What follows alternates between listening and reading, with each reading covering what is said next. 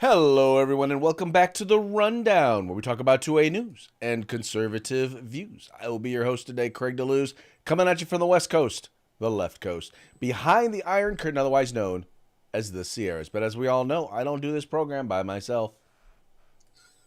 That's right. My name is Mike Piwowarski, coming to you live from the East Coast. That's the host with the most, from the co-host with the most. Here on The Rundown, 2A views, conservative news, and Craig, do you know what day of the week this is? Oh, yeah. Guess what day it is? Guess what day it is? Who's ready? Throw Punch Thursday, bitch.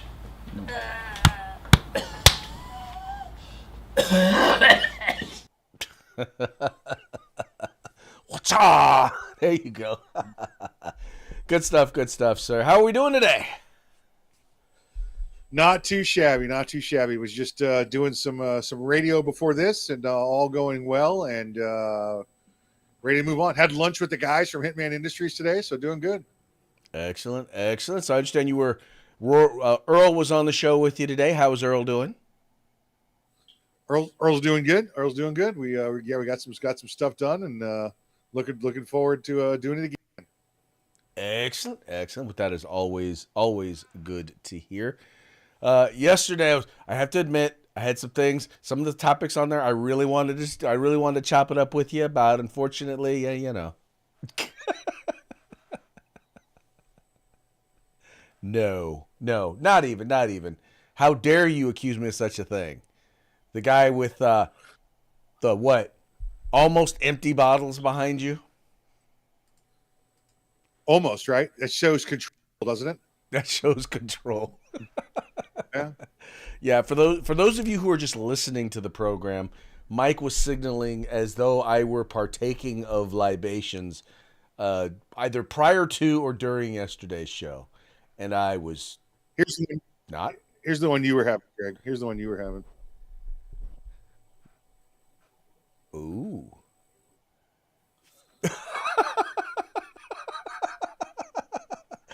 Okay, the lighting is kind of funky, but I think I made it out.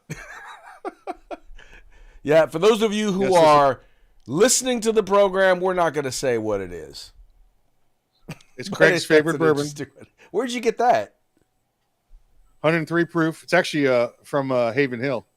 Haven Same Hill. place that makes same place that makes like Wellers and stuff like that. Yeah, let's just say it's called Fighting Male Chicken. Yeah, or you could just read it and see what it says. It just says, For those who not everybody is actually watching the program. Some are just listening. Listening, I get it. Then they should enjoy you telling them what it says. There you go. Sounds like a plan. All right, let's go ahead and let's get into today's program. But before we do, you know what we got to do? We got to give a quick shout out to our sponsors. Let's get that done. Yeah, let's say hello to our good friends at Hitman Industries. That's hitmanindustries.net, hitmanindustries.net. You got yourself an AR in the past 5 years, probably got their barrel and don't even know it. Now you can buy from them factory direct for your next AR build or rebarrel your current AR platform. That's hitmanindustries.net. California Republican Assembly fighting a good fight behind enemy lines. Now you can take part in California's future today. Make sure you check them out when you have the chance. If you want the best in tactical concealed holsters on the market, get on over to hogholsters.com. That's HAWG holsters.com, hogholsters.com. Use the discount code The Rundown, all one word, no spaces, all caps. Get yourself a nice little discount. And if you want the best in field gear, the best in tactical gear on the market, there's only one place to go. You're going to get on over to uscombatgear.com, where you get everything except the gun.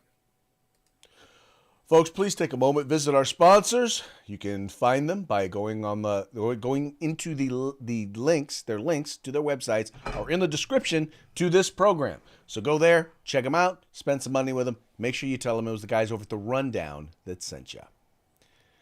All right, getting now into today's news. Story number one. Well, you kind of figured, I'll tell you, it was the funniest thing as I'm watching all of these things going on with relating to the protests at these various universities. And I'm listening to these university presidents saying, well, we're negotiating and we're sitting down with and we're having conversations with and blah blah blah blah blah blah blah about all this stuff going on. And in the end, well, let's just put it this way. There is a reason why the U.S. government has opted to not negotiate with terrorists. And it's because when you do, well, in the end, you're going to wind up paying the price. And so, well, in this case, it turned out to be the terrorists or the terrorist supporters who wound up paying the price, as LAPD has gone in and decided to, well, they didn't decide to, the folks at UCLA told them to come on in and handle these folks, and they came on in, and let's just say it didn't end real peacefully. This being reported by the USA Today.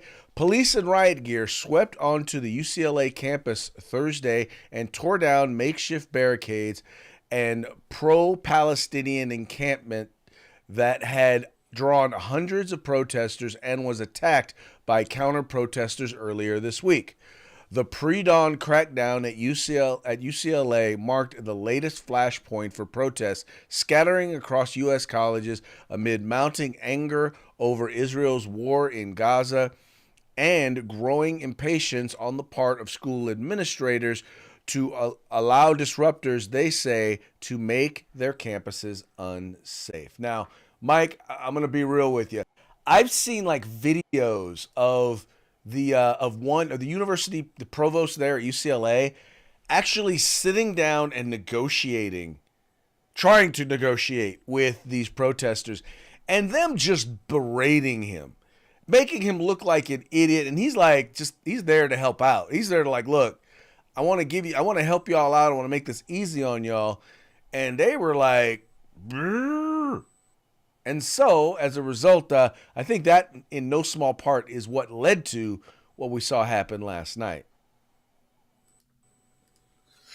Yeah, very much. You mentioned, Craig, that the U.S. doesn't negotiate with terrorists. Well, this administration does, and administration number 44 did as well. So let's make sure we get that straight. Craig, I wish I was there. I wish I was at UCLA or at NYU, where this is also going on. I've already got 100 friends or so that are ready to dress up with wooden shields and swords and go Braveheart style into these fools. We're just ready to get online and move through them like bravery through cowardice, because that's what they are. But by the way, we also have to play the rock and roll music at 3 a.m. and torture them with it. We have to do that first. That's how we let them know we're there and we're online. I think the best negotiation, Craig, and I don't know if you have the video of it, was Ronald Reagan when he was asked to negotiate with them. You remember what he said? Oh, yes. In fact, let me see. Go keep talking. I'm going to see if I can find that video. All right. Now that you've got literally you've got the chancellor here at the school, right? The university presidents being held hostage by the people that pay them to go to school, and most of which, right, are not paying for their own degrees anyway, and they're trying to get you to pay for their degrees. And they're going to dictate how the course must be taught to them, how the school must be run, and how the policies must be enforced. But we would never wrongly accuse people for protesting and exercising their First Amendment rights. Craig, this sounds an awful lot like a UCLA insurrection. If I'm looking at the terms that have been used the past 2 years and the charges that have been filed, this looks like also an insurrection at NYU. They're finding that the majority of these people that they arrest are not students, and these people are habitual professional protesters is what they are. Right. I think I found it here. Here we go. The world's first titanium non. Okay, yeah, no, we don't want that. Let's do this. Let's move this. And let's go skip. Okay, why can't I hear Volume it? up. Turn the volume up. Oh, we'll start from the beginning. Universities and public. Those people told you for days in advance that if the university sought to go ahead with that construction, they were going to physically destroy the university. Now, why did you negotiate many times? negotiate? What is to negotiate? What is... What University is a public institution. That's It's an right. important institution But the for all university... of its own community and for the community of Berkeley that live around it. All of it began the first time some of you who know better and are old enough to know better let young people think that they had the right to choose the laws they would obey as long as they were doing it in the name of social protest. Bam! Look at that. Just laid it down. Just laid it down. Yep. See, where's that leader? Where's that He's guy? in California. He's in Well, California. He's just not buried very in active. California. Not very active. Yeah. He's buried somewhere in California. But that's the thing. It's like, look, it's kind of like when you give these kids the ability, when you let them think that this is a negotiation. And I'll just be real. You know, you have a daughter. I have two kids. I had two kids. I got grandkids, right? They need to, rule number one, you need to understand this is not a negotiation, because if you start letting them quote unquote negotiate, you know, they'll be like, oh, well, I want to go to bed at 9 instead of 8. No, this is not a negotiation. You're going to bed at 8. But I'll tell you what, how about 7:30? Here's how this negotiation should work with these students there at UCLA. Listen, you've all broken the law, and you're going to jail. We're going to let you negotiate, though. If you plead guilty, we'll give you a lesser sentence because we don't have to go to trial. So you can either go to trial and get found to the higher crime, or you can plead guilty to the lesser offense. That's the negotiation we're going to give you. Exactly. And that's it. There's a code of conduct. You agreed to it when you decided to come here. You broke it. You don't get to be here anymore. Period. Yep. It's not that hard, you know. And we're not. And by the way, folks, we're not just talking about people who showed up to protest. We're talking about people who basically set up an encampment, who are violating and trespassing, who in some cases, man, they set up barriers in order to keep the police from being able to come in. These people were throwing water bottles. They were spraying them with bear spray. I mean, they were throwing rocks at them. They were throwing rocks at the police. I'm sorry, in so many different ways, what these guys were doing was so much worse than anything that took place on January 6th. But because you like them, you're okay with just letting them do this? No, I am not in favor of political violence, period. If you want to make a point, you do your protesting. There's a time and place restriction. If you don't want to stick with the time and place restriction, then take your ass to jail. Yeah, and again, listen, protests should be by those that actually have the vested interest in it, right? We just saw at NYU, 300 people arrested. The mayor came on and said the majority of them were not students. Right. Not students. Yeah. And those of you who are students who get caught up in this, there is a phrase that they have for you. It's called a useful idiot. Yeah. Don't worry, you'll have a great time at No Shoe Technical College, finishing up your degree. No Shoe Technical College. Community Technical College. That's it. Yep. Okay, Mike, I don't know if you saw this, but did you know, I mean, we already know that, first of all, there's been a lot of problems going on over there with Boeing, but now there is a news report that a second whistleblower who came out and talked about there being issues over there at Boeing, a second one, a whistleblower, has died suddenly after claiming safety flaws ignored. It says here, a whistleblower who accused Boeing of ignoring safety flaws on the 737 MAX airplanes has died. Joshua Dean, a former Spirit Aerosystem quality auditor, claimed he was fired for flagging concerns about lax standards at the company's manufacturing plant in Wichita, Kansas.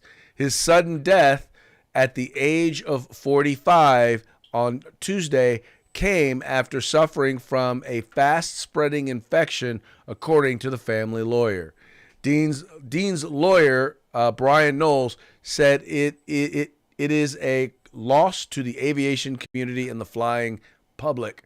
You know, the first question that popped into my head was, how much stock does Hillary Clinton have in Boeing? Yeah, right. Craig, the autopsy result came back, and they said it was a 9 millimeter fast spreading infection right back here. Yeah, this is what it was. This first thing I thought was, well, did he fly on a Boeing? Is that how he got killed? But this is, yeah, and you know, there's no such thing as a coincidence. Not when you get to the second, third, and the fourth, right? There's no such thing as a coincidence, and that's how we would look at when we did investigations. No such thing as a coincidence. You must prove it the opposite way for me to believe it. That it was a coincidence, because this is silencing of the whistleblower. This is a fast spreading infection. Yeah. That's sure. Evidently they are. They may not be good at fixing stuff, but they're good at fixing stuff. Yeah, they're not good at fixing stuff. They're good at fixing people. How about that? Yep. That's it. They fixed, like your parents used to say. They fixed his wagon. The guy took.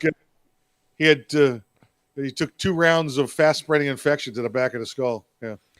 Yeah. This is a, how shall we say, this is a very, very curious coincidence in a string of not so coincidental coincidences. Yeah. What number does this make tied to the Clinton Foundation? Yeah. I think 10, 11, 12, who knows? Oh man. You're not counting the ones that count on the East Coast then, I guess. All right. Oh, dude, I've lost track of how many people have committed suicide by shooting themselves in the back of the head because of the Clintons. Yeah, with the fast spreading infection. Yeah. With the fast spreading infection. Yeah. While hanging themselves. That's right. From their feet. From their feet. Yep. All right, getting into some 2A news. You might know that the President of the United States is now doing a lot to push red flag laws across the country.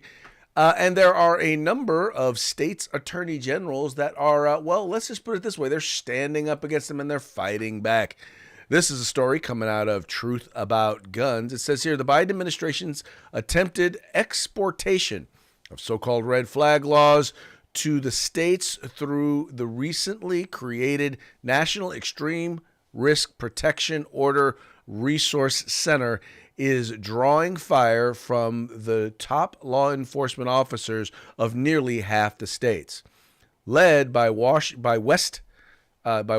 Virginia Attorney General Patrick Morrisey, 19 attorneys general sent a letter to the U.S. Attorney General Merrick Garland, lambasting him for the Biden administration's scheme to help states put unconstitutional laws into effect. Quote, the idea that federal officials would purport to instruct state and local officials on how to implement state and local laws is strange enough, especially when the aim is to undermine a federal constitutional right, Morrissey wrote in the letter.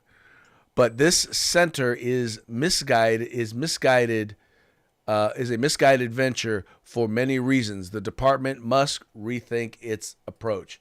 And folks, understand that when we talk about it being unconstitutional, you're talking about a process whereby people lose their fundamental right to keep and bear arms. They lose their private property rights. Oftentimes, they also lose the right against unreasonable search and seizure because it allows, in many cases, law enforcement to go into their home and their place of business and search for their firearms so that they can confiscate it. It violates their due process because, once again, in many cases they haven't gone before a judge. They've just lost their rights. And I think that's what they're talking about when they talk about this these laws being unconstitutional. And then you got the Biden administration pushing and instructing local municipalities and states on how to violate the Constitution. Clearly overstepping their authority again, and much look forward to this summer, this June or July. Hopefully we get rulings that come down against the ATF and other federal agencies that are trying to enact and enforce their own laws rather than having laws go through legislation. and then they, as executive agencies, they get to enforce what is enacted by the legislation. So, Craig, it's outright tyranny. That's all it is. This is how a royalty rules. This is how a totalitarian government rules. One person comes up, decides to make the decisions, sets the decisions in stones, and goes. Thank goodness for these 19 attorneys general that just filed this. I know last week we had 28 of the attorneys general file lawsuits against this administration for the universal background check requirement. Right, exactly. And so, I think that ultimately the Supreme Court, and I'm glad they're challenging. I'm hoping that they push it. When you get this many attorneys general that are pushing something, they're pushing the fight, it increases the likelihood or the speed at which it can actually arrive at the Supreme Court. This is important because, right now we have a favorable makeup. You never know. I mean, Justice Thomas is not getting any younger. We'll put it that way. And if something were to happen and Joe Biden were to try and replace him, that would not go well at all. Because I'd be honest with you, I don't trust Roberts as far as I can throw him. I think he's a statist.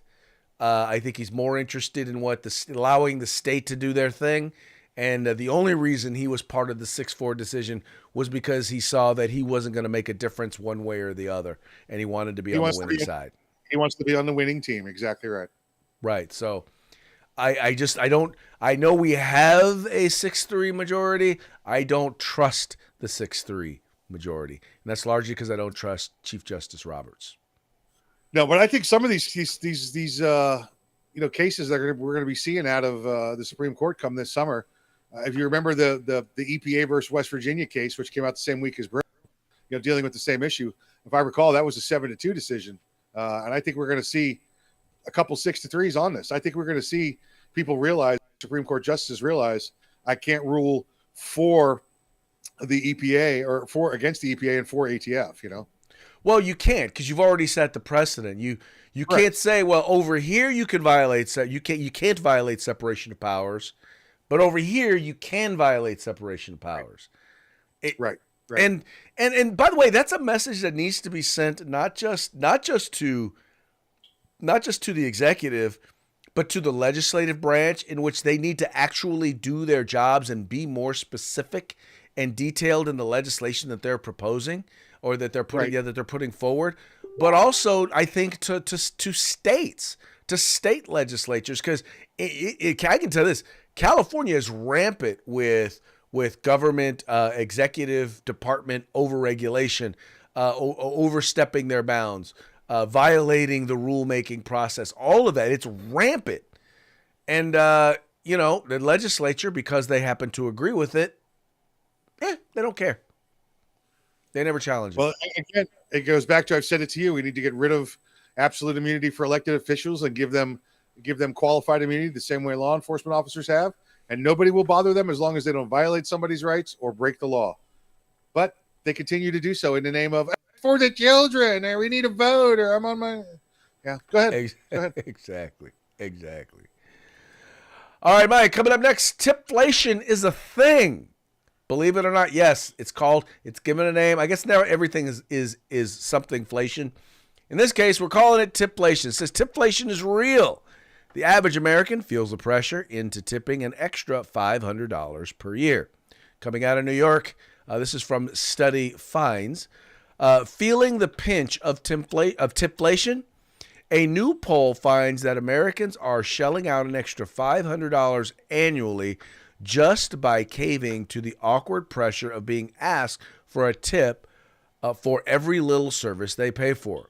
A survey of 2,000 Americans examining just how much tip increases may be impacting our wallets finds the average respondent reluctantly tips $37.80 a month, mostly due to pressure coming from digital payment systems that ask shoppers to leave a tip for the server. The figure equates to $453.60 a year in guilt-induced gratuities, with over a 26% with over 26% feeling they are always or often forced to tip more than they would like. Now, I will say this. I believe it's called a gratuity for a reason. That means that you are grateful for the service that you have received. But having said that, nobody can force you to tip. I have no problem. When that little thing comes up, would you like to tip? I'll look them right in the eye. No. Sure they can. When you're ordering your food and the tip jar's right there, and if you don't put the tip in when you're ordering your food, you get the Super Trooper Spit Special. You know, you better make sure you tip them. They're trying to pressure this into you all the time. But I'm with you, Craig. Listen, I've got my tip amount. My range amount for good service and excellent service, and then poor service as well. But I walk into a sandwich store and there's a jar up there that says tips. Okay, you know what? Maybe if I asked you for extra jalapenos and you've loaded it up for me, wink and a nod, here's your little tip. I'm going to put it in there. I go to this one place probably weekly, and when you order on the touchscreen, it asks you for the tip then. Bro, I ain't even got my food yet. I don't know how the service is going to be. That's when you get your tip at the end. If you want more tip because you're not making enough hourly, go somewhere else and work, because that's not how this works. Well, you hit the nail on the head, because I'm like this. Afterwards, if I got excellent service, I got no problem tipping extra. And Correct. I do quite often. But when you ask for the tip before I've even gotten my service, before I've gotten my food, or if I'm at the counter and I'm ordering, I like this one that said rule, if I have to stand up when ordering my food, you don't get a tip. If I have to come get my food, you don't get a tip. Right? Like you said, now if you do something a little extra that I ask you to do, or you hook something up, or maybe you get it to me a little extra fast or something like that, or you're really pleasant during the interaction, but the point is that it's called a gratuity because I'm supposed to decide when I feel grateful for the service that I have received. You don't get to decide when I'm grateful. That's right. Yeah, they got to go. They should make them illegal. That's the first thing I ask. Oh, are you on server's wages? No? What do you got a tip jar up here for? You get hourly. You get paid hourly. Right. You get paid enough? Yeah, get a better skill. Go work somewhere else. Get some skills. Go out and get you a better job. Look, my first job was at McDonald's. When I hit the ceiling of what I was going to make there, guess what? I went and I got another job making more money. Same thing happened there. Hit the ceiling, went and got a job making more money, got me an education, got me some skills. Now I'm making a lot more money than I did then. That's how this is supposed to work, ladies and gentlemen. You don't mandate somebody pay you what you think you want. Anyway. I agree. I'm absolutely agreed. Yeah, no tip until service is done. There you go. And I will tell you this. If it's like that and the service is good, I'm a generous tipper. Oh, yeah. I don't believe in tipping. I believe in over tipping. But there you go. You're going to have to earn it. Yeah. Exactly. That make my experience better. You make my experience better, you deserve more money. And I'll hook you up. That's right. There you go. All right, folks. Well, that brings us to our parting shots. Parting shots are brought to you by Hog Holsters. Just go to hogholsters.com. Use the discount code The Rundown. All caps, no spaces. Get your Hog Holster today.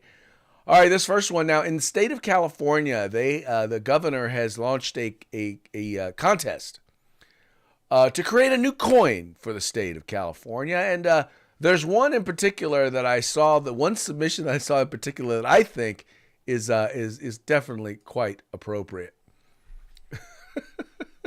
That's great. You want to describe this coin for the folks who are just listening?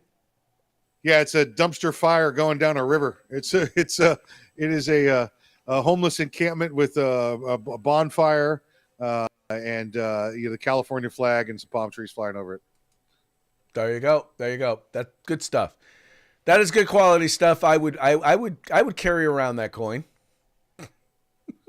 Yeah, and listen, I also hear that quarter in California is worth a nickel. So it's a bonus. Pretty much. All right, now our next one, you'll find this one interesting. If you look at some of these protests that are going on, you'll notice that there seems to be an odd number of people who are the of the LGBTQ pride community that are there in support of the Palestinians or of Hamas. And I think this is kind of representative of what that experience is going to be like once this is all done. Yeah. It says here you got a little mouse with the pride flag, and it says, "We stand with you." And then you got a frog there with the Palestinian flag. And oh wait, what happened? Well, he looks grateful. The Palestinian frog looks grateful in the other one, but where did the mouse go? Yeah. Gone. Hamas eat him. He ate him. Hey, sidebar question for you, Craig. Yes, sir. This came up on a show earlier today I was doing. Did you ever play frog baseball as a kid? No.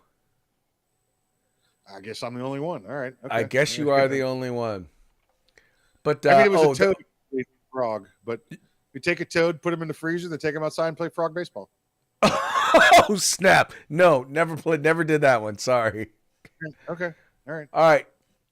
Now, you did hear about Joe Biden, President Joe, basically talking about his uncle being eaten by cannibals, right? Yes. Well, they have reached out, and they've asked Joe, hey, Joe, do you want your uncle back? Yeah. Yeah. But, Craig, they're not going to negotiate with him. They're not going to negotiate? No, they don't negotiate. They don't negotiate. Remember, we don't negotiate. There you go. Okay. Oh, that's right. This administration does. Yeah. Okay, I got one more for you, and you'll love this one. All right. Well, this is anyway. I will just play the song, and you'll recognize the song. Well, you'll recognize it kind of.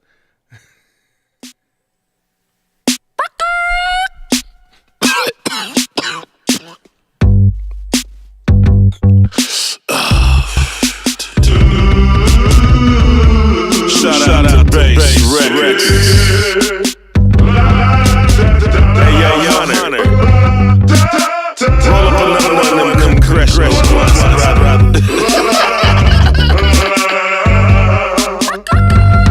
He was gonna get his laptop fixed, but Hunter got high. He wasn't gonna show all them dick pics, but Hunter got high.